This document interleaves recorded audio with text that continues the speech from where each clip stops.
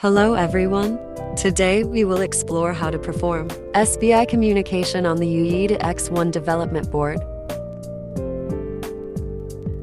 Youyeetoo X1 is a product launched by Youyeetoo Tech, x86 architecture single-board computer, capable of running the full-featured versions of Windows and Linux. Features low cost and high performance. We will demonstrate this process through an actual test program and implement SPI communication using a Qt interface. The source code package of the test software. Here, I have already downloaded it in advance. This package includes encapsulation of low-level SPI operations, the original file of the application, programming interface header file, as well as a main file for testing, and the compilation script file. We open the test SPI file, modify the actual SPI node name. We enter the Linux SPI directory, prepare to compile and run the test program.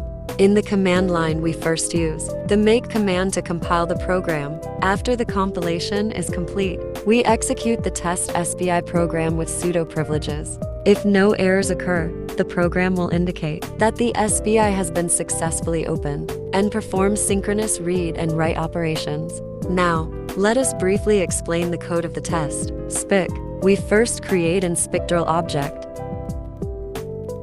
and then open the SPI device by calling the open method.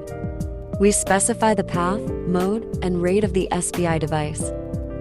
Then we prepare a write buffer and a read buffer and call the SPI duplex method to perform synchronous read and write operations. Finally, we print out the content that was read. To facilitate SPI communication testing more conveniently, the official has created a user interface using the TOE framework. On this interface, we can select different modes and rates and connect to the SPI device.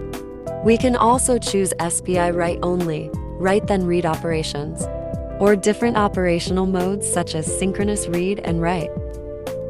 Through today's demonstration, we have now understood how to perform SPI communication on the Youyeetoo X1 development board.